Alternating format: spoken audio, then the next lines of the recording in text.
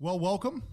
Another episode of Lost in Translations. I'm joined here on my left by Grateful, on my right, Gratitude, and myself just repping another studio. Yeah, well, So, okay. no, he's actually my barber. 7-1 Studio, Gold Coast. He's not sponsoring it, but maybe he is now. Nice. How are we, Good. Scott? It's pouring outside, but Pouring. I feel like Pouring. it was pouring. Yeah, I got wet. No, it is coming in. pouring. Yeah, 100%. but we're here. Is that saying something? It's Monday night. Monday night, we're here. Yeah. We're on Just, fire. just serving the people. Every week, pouring it out. There it is again. Pouring outside, pouring in here. Today's discussion, mate, the temptation to choose power over love. What a subject. You can go many different directions in this. Absolutely. Going to throw it straight to, Scott, yeah, our weapon I here. called it. Our 7'3" weapon on the left. In the post. Scotty, drop it down low. open us up with some thoughts on the temptation and the observations you've seen in your many years on this earth, observing people, Yeah. why people choose. Is that the question? Is that the question? Why people choose it? Or that's Yeah. just, All the temptation. The temptation of it. Yeah. Like draw. 100%. I read a book about 2 years ago, and this gentleman's name is Henry Newen, I think you pronounce it. He's passed away now. He was a Catholic priest. And he spent 20 years in academia, Yale, Harvard, Notre Dame, teaching pastors and teaching seminary, pastoral psychology. Like he in terms of a career, his trajectory was on the way up. And after 20 years, he just got to this point where he asked himself this question, has the last 20 years brought me closer to Jesus? yeah. And the answer was no. So he started to go on this journey, and he asked Jesus, well, where do I need to go to from here? And he actually said he was on his way to burnout. Yeah, right. And I thought an interesting point, he said burnout for him was a convenient psychological translation for spiritual death. So even intense. that is So intense. spiritual. So burnout for him, in his context, not saying this for everyone, Yeah. but in his context, he said it was a convenient psychological translation for spiritual death. Wow. So you can imagine, I think he was in a pretty heavy space. So he felt God just said to him, go and live among the poor in spirit and they will heal you.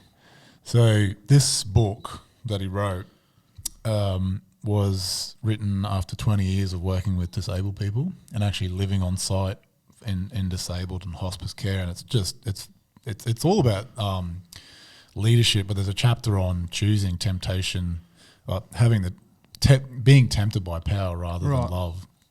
And he talks about Jesus being tempted out in the wilderness and Satan saying, I'll give you everything. You can rule everything, and Jesus obviously saying no. But yeah, he has this quote in there which I come back to. I read it about 2 years ago, and I come back to it now and again. And I think it hits me because I think about times when I have chosen power over love. Right. And then when you see it being done in the body of Christ, at work, in relationships, whatever, and the quote is, it seems easier to be God than to love God, easier to control people than love people, and easier to own life than love life.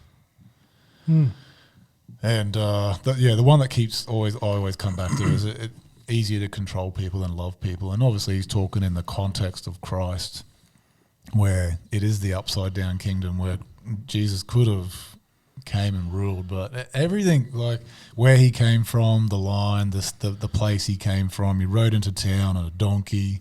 There was no pomp and ceremony about him when he had every right to.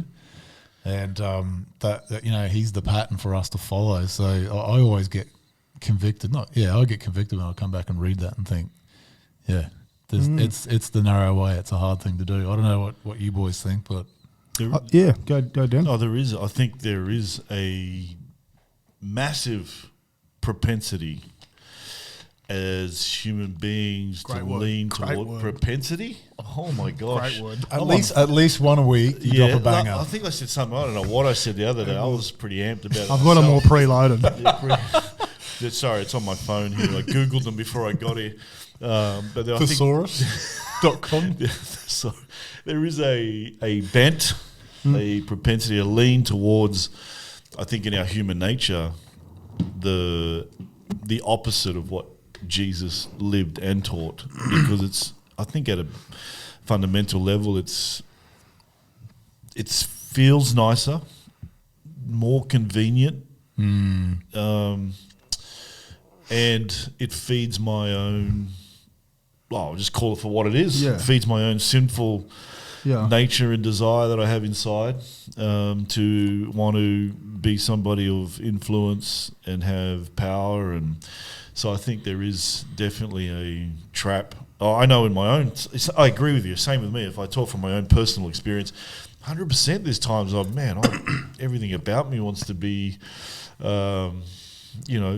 yeah, man. Top dog. Yeah, I want to. Exactly. I want to be, man. I want to be the man. And that was how I started out serving in ministry, even when I was not in full-time ministry. But man, it definitely was in me. I was like, man, give me the microphone. Give me the lights. Put it on me. So yeah, I think there is a real challenge there, and it's very real for us. I think the natural outcome, if you're trying to benefit you, is you'll choose the power. The natural result is you're focused on them, then you'll choose love. So it's probably always a clear line in this situation. How am I going to help them? Probably to love them. How am I going to help me? Do as I say. Like that's probably the key point. Jesus was always, he knew what was always best for the person. He was always outward thinking. Anyone else is most of the time, how's this going to best serve me? Take us into some context. Well, what about if someone thinks they are loving someone by telling them what to do? Because I think we need to define what love is, right? Well, this is true. Yeah. This is that leadership conversation. 'Cause I'll take you where you need to go. Yeah. Yeah.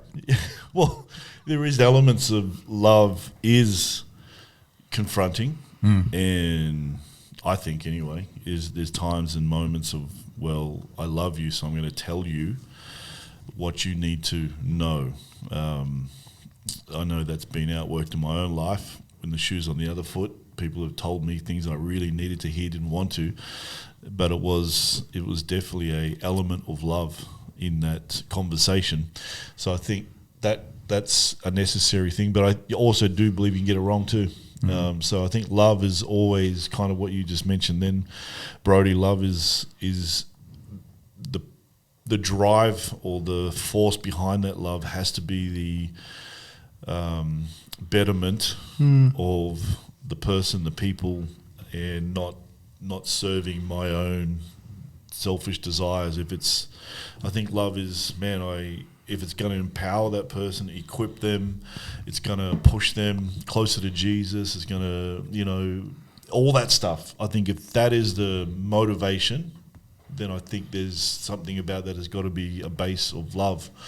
Does that make It does. Yeah. I don't think the delivery almost becomes secondary if the heart is spot on. Yeah. So how you deliver it to someone can be taken either way, but if your heart is for genuinely to see them better.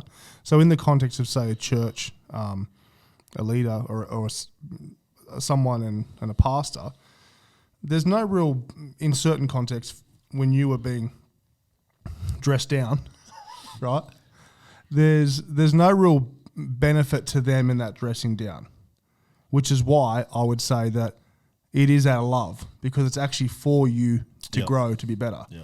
But there's situations where it's like, well, this is going to benefit you if I do X, Y, Z. And that's the roles. It's no longer about, hey, he's telling me this because he knows what's best for me and he really loves me. It's like, well, I can see that this is going to benefit you, and I don't like what I'm being told. That's the two sort of sides of the context of it. Do you know who I think really embody this well is mums? Mothers. Wow. Yeah. I was going to ask you boys, actually, if you were to put you on the spot, someone in your life or someone you know that has lived this out really well? Like anyone come to mind? Yeah. I go to my mum, like 4 kids and my own wife, single mums that they do lay down their life for others and for their kids, and sometimes are putting careers on hold, are missing out on going here, there, and everywhere because they're constantly thinking about the other. Because to me, if we come back to love, I keep coming back to the word. It's self-emptying love. It's not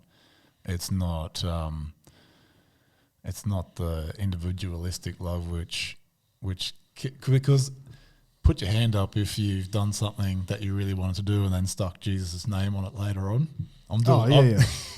Everyone's done that. Yeah. Like Yeah, if you haven't, your name is Jesus. Fly around the room. Hover.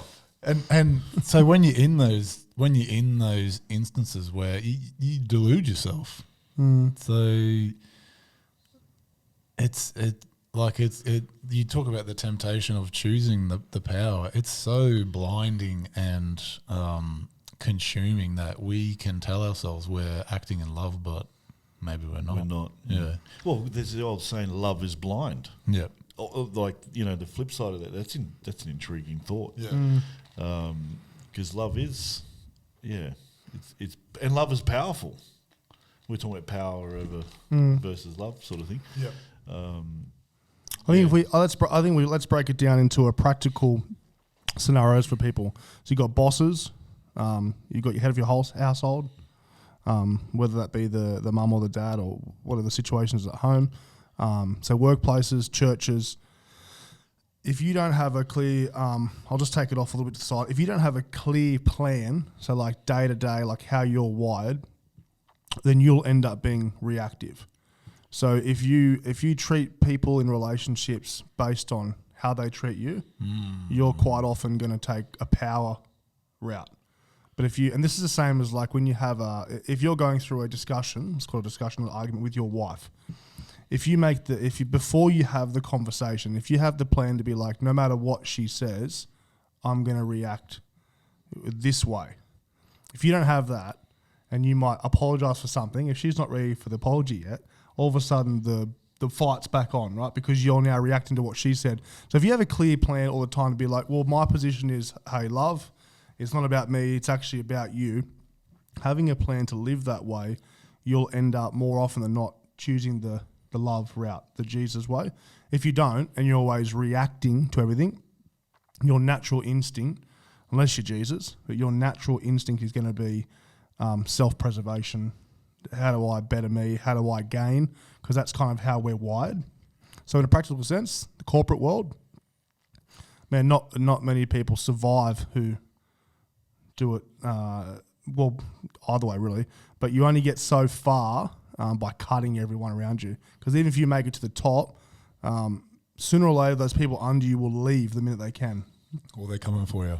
Or they're coming for you. Yeah, there's always someone else on the move. Yeah, so it's an interesting concept. Everyone tries to gain power, but the only ones who hold it are the ones who are loved. And you're only loved if you love. All right, boy, that's a wrap. Drop the mic.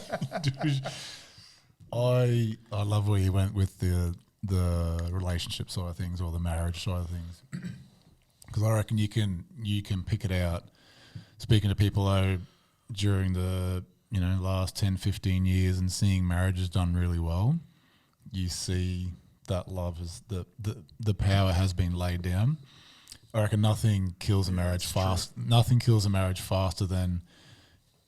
And power could be, I'm not telling my wife exactly what to do. I might just be holding power within myself, holding love back. I'm waiting for you to do 50%, then I'll do my 50%. Yeah. Whereas I think Christ has shown us, I'm doing 100. I don't care what you do. I'm doing 100. And then hoping that leadership will essentially then rub off on the other side, and they're going to start bringing. So when it's an intentional plan. 100%. This is how I'm going to do it. Yeah. It's not, and that comes back to the way God loves us. That is unconditional. Because I'm doing this no matter what I get back. I'm going all out, 100% in. And so you can pick it up, I think, in relationships when it's not there. I don't know what you guys think, but I feel like you can, where you can just sense something's being held back, conversations, the way the conversations go, the actions around. Yeah. Probably it's changed with age too. I mean, I can. Laura and I have only been married, I don't know how many years now, 2015, so we've been married together since 2011. I've seen how our relationship has changed and evolves and grows, and you would see it even more. I know I'm even different now than I was 2 years ago in our marriage, because I've also probably learnt what doesn't work. And so what some things, what work in the workplace or even in church context, it doesn't work in your marriage, because it's in your marriage. It's and it's controversial for some, who really, this idea about leading your wife or leading the household. T.D. Jakes has a really good piece on it, but the idea the way he sort of illustrates it, the idea of leading in your household or being, is that you actually is to protect, as opposed to come down. Dominate. Yeah. So it's more about like, I'm going to shield you because I'm putting myself, and that's not about I'm first. That's about I'm going to put you before me. Man, that illustration is amazing. Yeah. No, you're right. I was going to say it takes time to get there. Yeah, I know I'm not even close, because I'm still always catching myself in the way I'm saying, talking, or if we disagree, the natural instinct for me is to be like, no.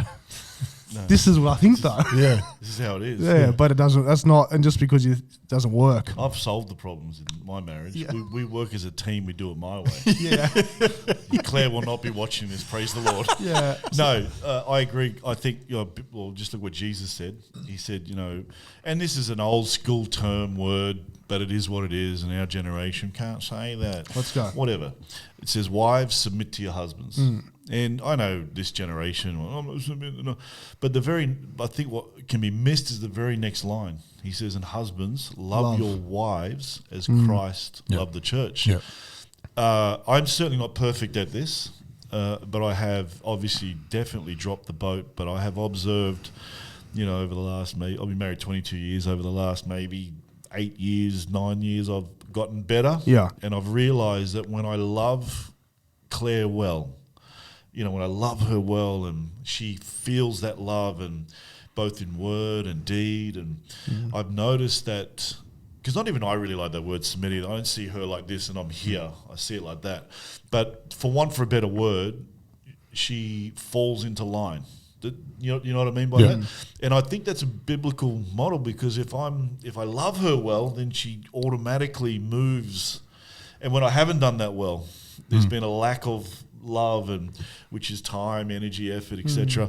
When I haven't done that well, it definitely shows up, because she can arc up over different things, which creates in me a frustration and a resistance, and then there's conflict, and so I have observed that even from that biblical statement and model that Jesus gives. It says, "Man, wives, submit. Husbands, love your wives." It's a big call. It's a tall order, but it's a very freeing and powerful thing when it's done well. And again, I'm not saying I crush it. A lot of work to do there. Yeah. But I've gotten better. Yeah, isn't it the idea of what you were saying before, that when you love your wife well, or whether you love your friends well, or whoever the relationship is, what happens is trust. Yeah. So if they trust you, so when I think of the idea of wives submitting to your husband, I don't know if it's a translation, but the way I feel like it is, wives trust your husband. They're not going to trust you unless they can see that you love them like Christ loves his church. So, and that's the same with any relationship. So if you're a leader in a church, love the people so they trust you. That's like, it's not like a do get, but it's kind of, they're not going to trust you if they don't openly see that they don't feel the love. If all they feel is the order, they're not going to trust you. And that's when you see like division always come in any context, church, work, family. Yeah. If there's no trust, it's because love is absent. Yeah. Yeah. Anyway. What would you guys look for in a leader? And this could be a church context, friendship context, where you would see like what things do you look out for does it line up with them serving in a way that they're laying down their power, or what's the things In in leadership? If you're looking for someone, if you're looking, I've got heaps of thoughts on this. yeah, Yeah, I'm obviously I'm definitely looking at the model of Christ in a leader. yeah, I used to look for what probably would grab me first, or maybe I'd become in my younger days. I was a bit more enamoured. Another word, fellas. Yep. Eh? 2 in one night.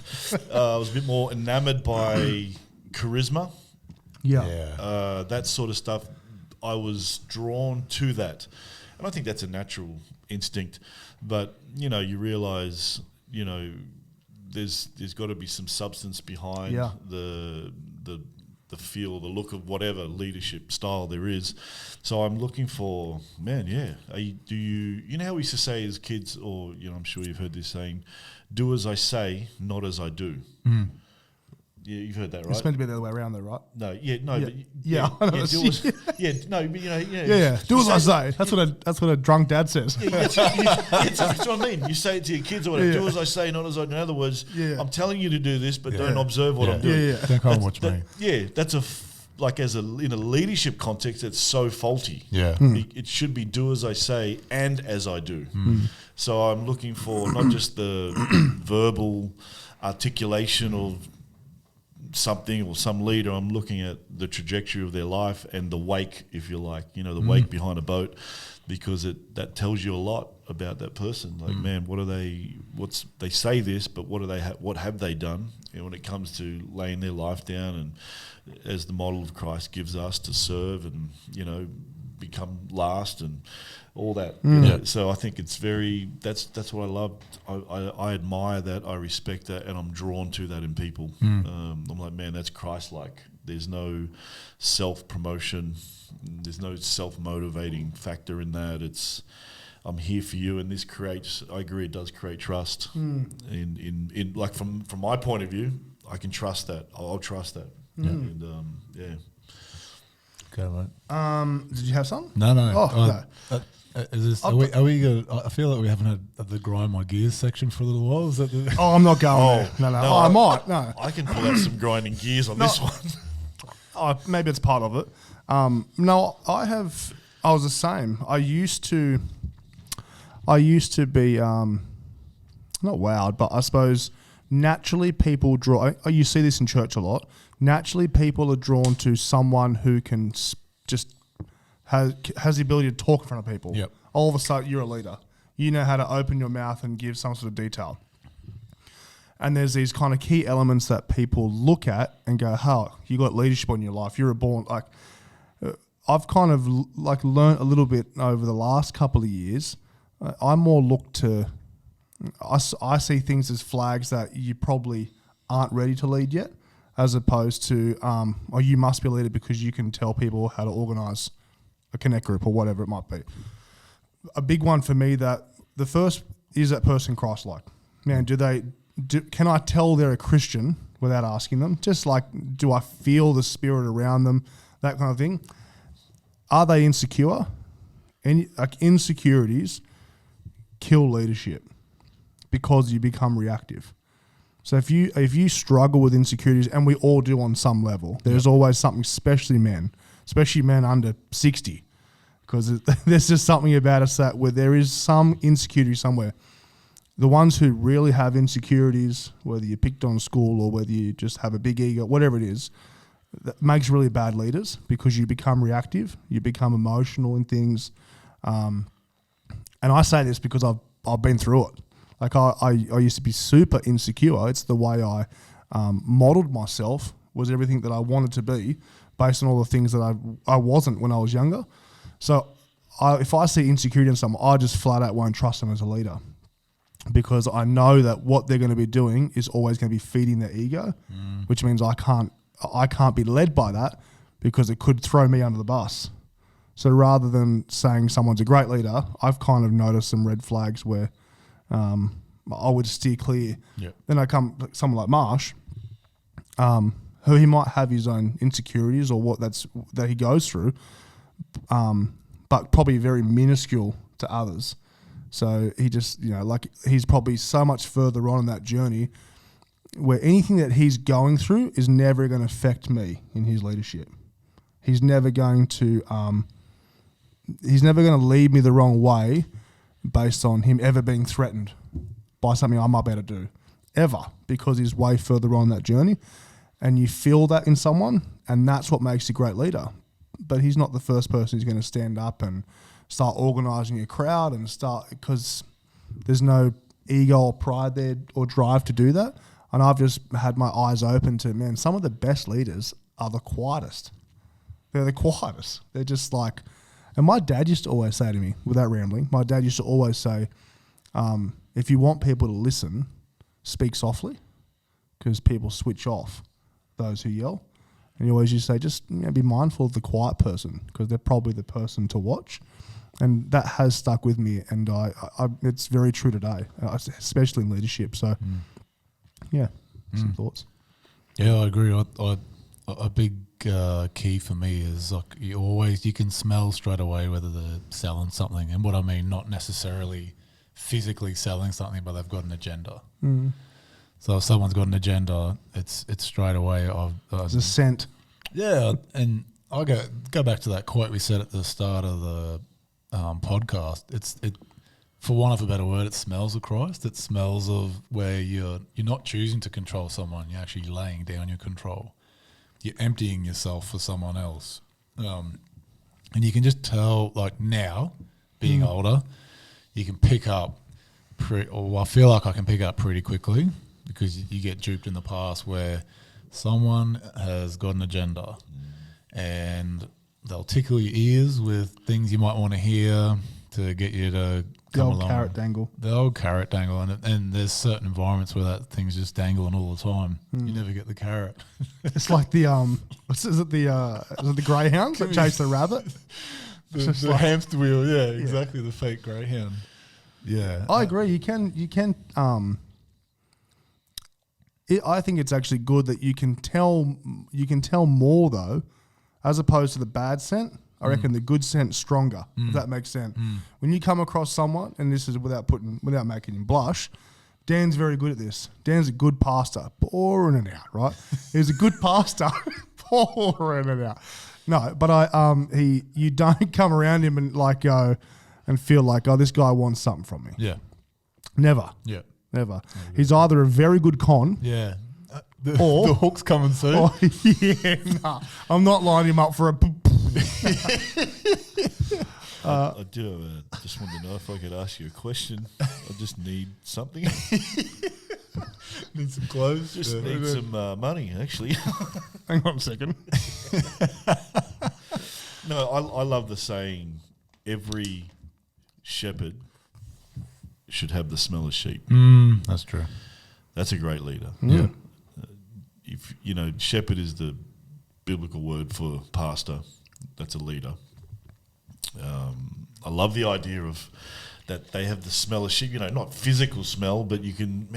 Their hands are dirty and again, not a physical, in people's lives. Yeah, they're involved and they're grinding away and working and praying things through. And I love that. And I think if there's a big gap between the leader, the pastor, the shepherd, whatever, between that and people, I'm always weary. I'm always sketchy of that because I'm like, man, I think that stuff is important. It keeps you grounded. It keeps you humble. Keeps you walking the way that God wants you to walk, and it keeps you away from the power grab. That hunger and desire for power that we have that we've been is what we're talking about here.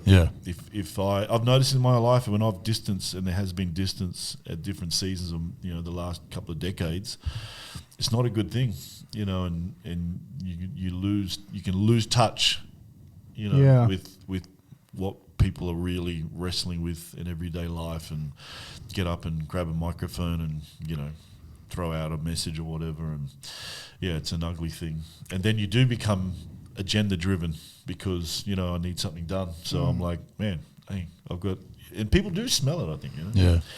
But Does it feel rare though? Does it? I was going to say before you get the other side is, Do you believe there's times where God uses someone who, my mind right now goes to, say someone like Donald Trump, where so many of Christians around the world, not just America, right, were, what's a good word, Dan?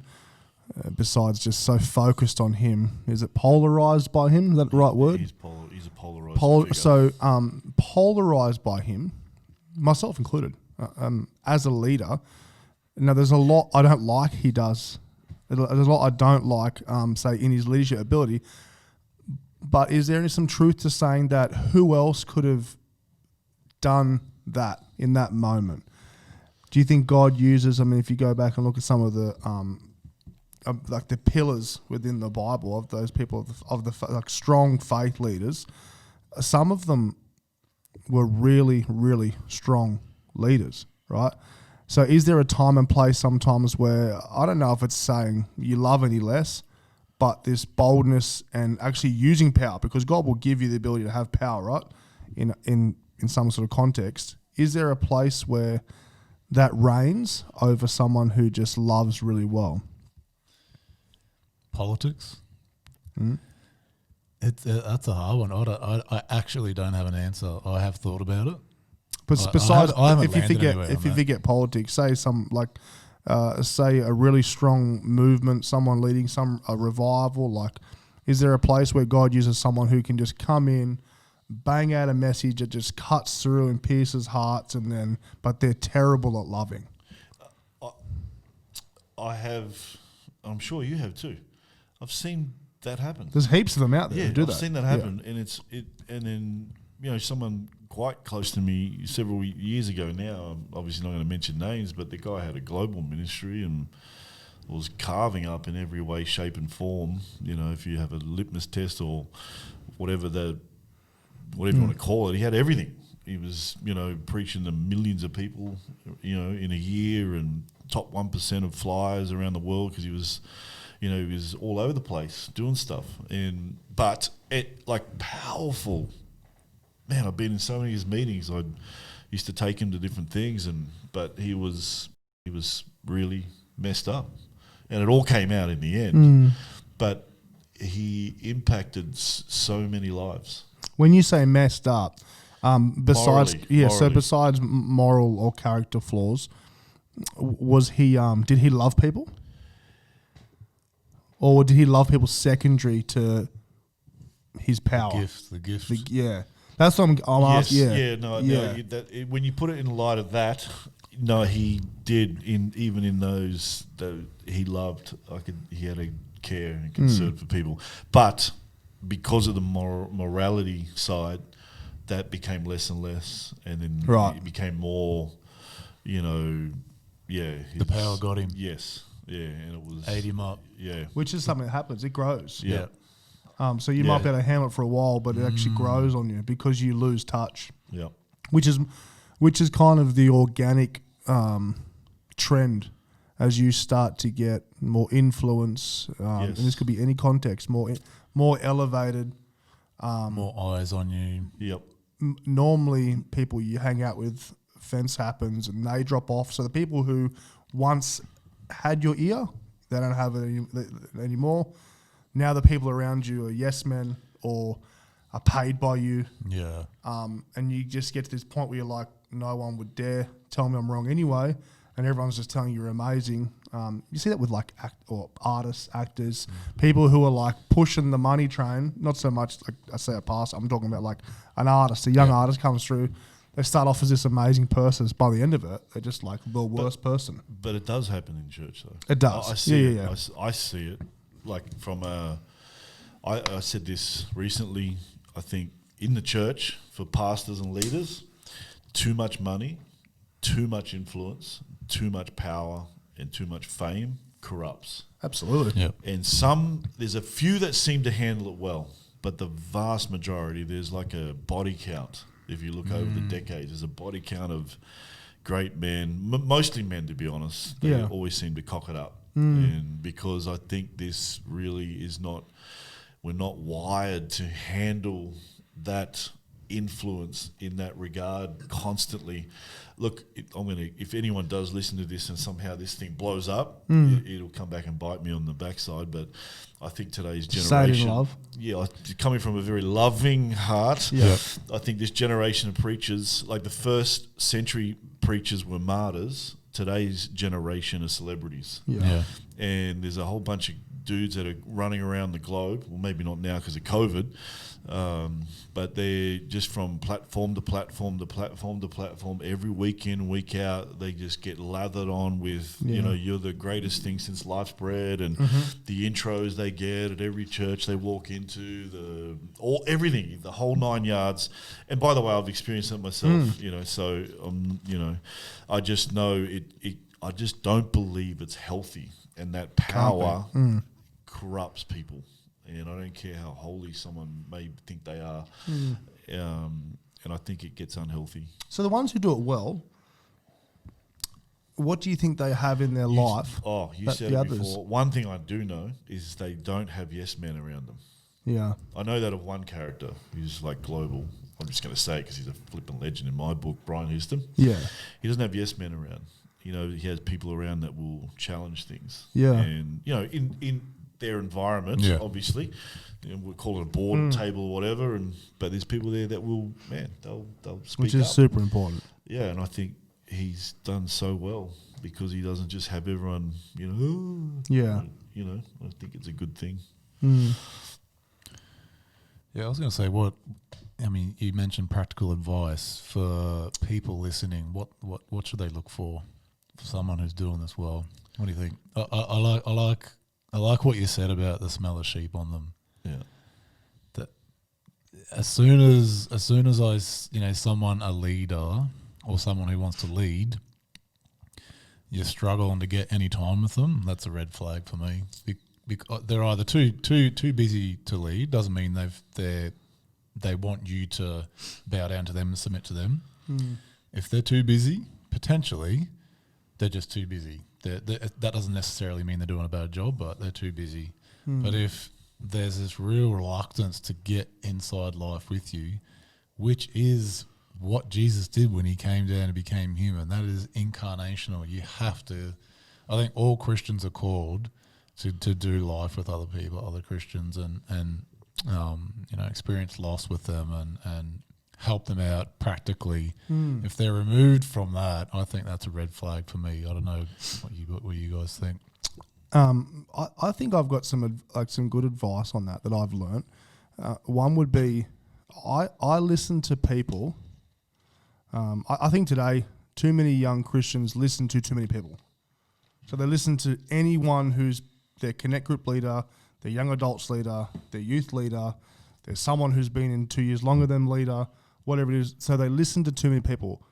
I think if you can pick someone that you actually aspire to their character, like, man, that person is further along in their journey, and the key part being their journey to being more like Jesus, not their journey to being on staff or their journey to being a preacher. Yeah.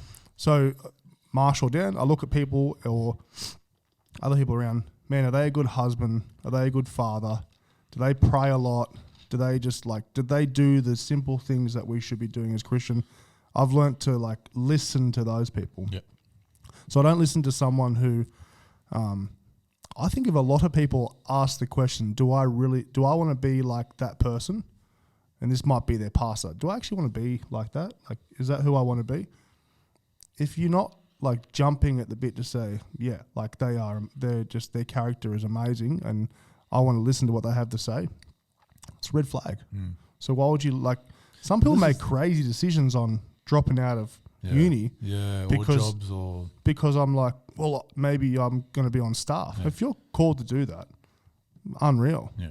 But if you're not, I was just going to say, sometimes they're not close enough to the person to get a real read on what they're like as a husband and a father, because that's true. All they see is this projection of their leadership. Yeah. There's a lot to be said for being in, just when you talk about church life. And now, it sounds, look, people can read into it what they want, but and again, I'll just lay this premise, certainly not perfect. Yeah. I'm talking about me, we're not perfect. But man, I've had a lot of people sit in my lounge room that have said, I never would have done this with a pastor in wherever they came from. Yeah. And that's what And I'm saying. not- That's but I don't want that to incarnational. sound like, oh man, you know, Yeah. I'm just we're awesome, or whatever. It's not my heart. I hear it a lot. I'm like, man, well, that's His nickname's Nobody because nobody's perfect. Except me. yeah. Well, what? How did that be my nickname? I'm laughing about this. Why is that? But no, I think it's that really blows my mind because I think there's a lot to be said for sitting in the lounge room around the dining table. You know, I'm laying on my lounge, got my feet up, my footy shorts on, looking like a yobbo, just talking, you know, whatever. It can't be that complicated. You know, I think I get it too, though. Look, I get it. People get busy, and you know, there comes a time in leadership where there should be there maybe is a demand for spaces. So Jesus had spaces in his life. You know, he had the crowd. Was it the 500, the 70 or 72? Yeah. 12, the 3, Peter, James, and John. Between each of those, whatever, crowd, 500, there was spaces. He didn't have the time or energy to pour into the crowd. He stood there on a boat, punched it out, and took off with the boys. The 70, whatever, the 12 he poured into, but then he had the 3. The amount of investment, time and energy and effort between each of those things was varying. There's no way he had time to sit down with every Tom, Dick and Harry. So, remember, he was all God, but he was still man, confined to that one physical spot when he walked earth. So I feel like maybe there are times for those spaces that are required, but as an example, if I'm always, if I'm always dealing with this, to grind my gear bit, okay. Yeah. So if I'm always as a We leader, need a little drop for that. that's true. Normally, one of us say, "Look, I just want to say I love blah, blah, but Like, Butter it up. geez, I've just forgotten what we're saying, Yeah, boys. damn it. Sorry, man. killed you What's again." going on here? I think with Dan's touching on the real, the idea behind the time that leaders have to put into people. A great leader as well. I've Go. Because like this is what kind of gets to me is if I'm just dealing with my leaders Yeah. and they deal with the people. Yeah. So I'm pouring out into these guys because they're working on them. Yeah. I don't have time for you over there. That grinds my gears. Yeah, I get it. I should pour into these guys, but I should always somehow make time to be with the drug addict or whatever. You know, 100%. like that's the sheep thing. Yeah. Does that make that's Yeah. the shepherd Getting your style, hands like- dirty. Yeah. Yeah. If I'm always no, that's my. I just think that becomes unhealthy. It's like people I know that have got a lot of money, Yep. but they've never been on a mission trip. And I'm not saying everyone has to go, but I know people like this. They throw the money at it. I'm like, that's almost a weak way to get out of what you should at least do a few times in your life and go and walk with some African kids and 6 miles with them and go and draw the water out of the muddy muddy river. So, I don't know if that makes sense, but yeah. Yeah, like what you just said there, I think that's us trying to push into church models and leadership models the world's values. Then, I just pour out to this little section here, and then they handle that, and then it's like this hierarchy. There's no hierarchy in the kingdom. No. Look, I think you said it on a podcast in the past. There's anointing and other things, but at a basic level, we're all equal in Christ, and we all need each other as part of the body to work together. Yeah, I'm really big on not being reactive, because I know when I'm reactive, normally the worst in me comes out. So I think having that clear plan on, I'm just going to choose to love people, and a big part of that is like I can't remember who it was, but a well-known preacher does a message. And it's called. Is it a good message? It's a really good message. Sure, it wasn't one of mine? It wasn't one of yours. It was a really good. I'm just checking. It was 'cause a really good was message. it was cracking. Wasn't one of Are you yours. sure that was? Almost certain. I'm almost certain. Actually, so am I. And the title was, I think it was Jensen Franklin, and it was Love. So same, Jensen. Wow. So it was Love Like You'd Never Been Hurt. Wow. And just the title alone was like, that's a great non-reactive position to take. Doesn't matter what you do.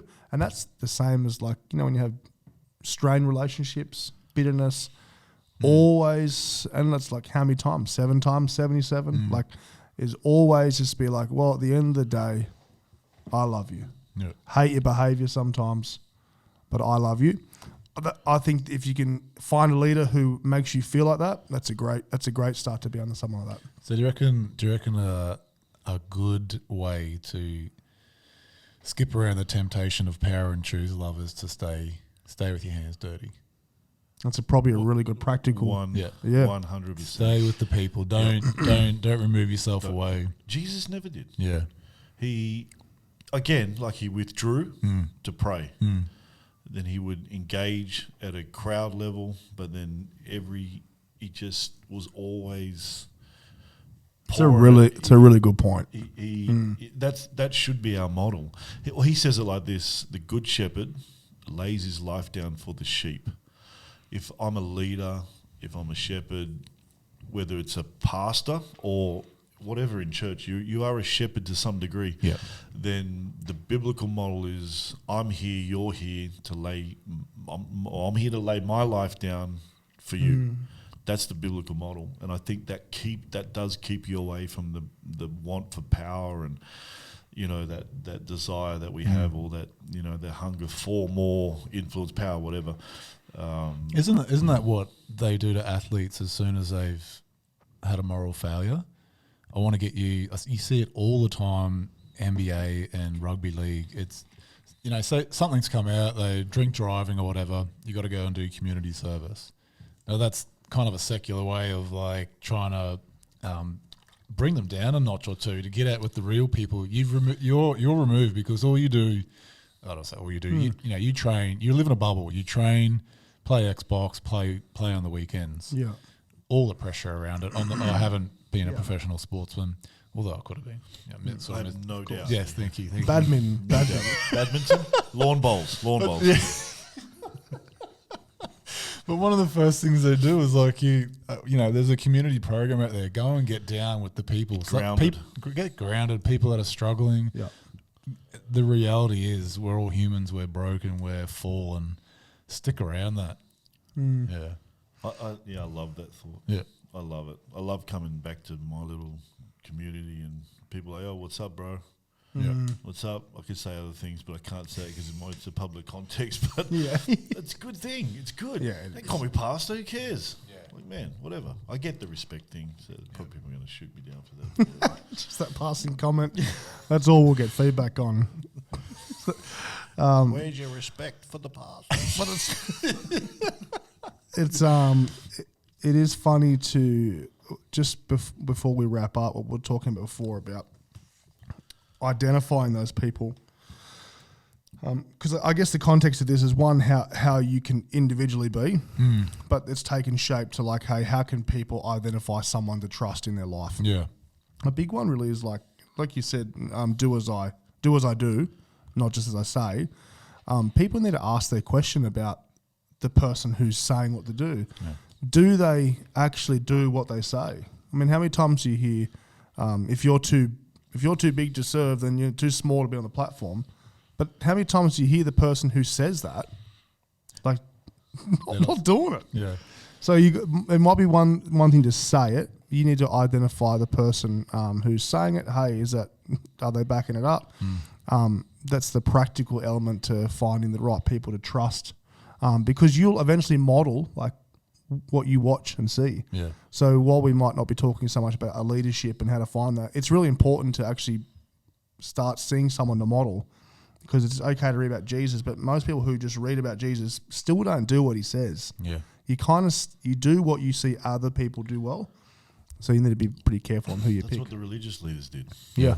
In his day. Yeah. They're all about sitting in their little intellectual bubbles and tell everyone else what to do. And man, it was shocking. Yeah. But it would have been great for them because they would have been so comfortable. Oh, they loved it. Super comfortable. They were all about it. Yeah. Happens today too. It's horrible. Thank God, that we're all on a journey. All of us are on a journey. Jesus. Amen. All on just I don't know if we're still going here. There's nothing to do with what we're talking about, but I'm Go just ahead. going to confess. I was racing you guys to drink the water, and I beat you Oh, good. because I'm all about the wins. which is about the power. It's funny you say it because I was actually watching as well, and I thought I want to be last. So If you want to be first, you want to I wanna be be last. last. Yeah, wow, okay. Because I had that much in, I'm like, thanks for joining us for that conversation. You probably didn't get any clarity on.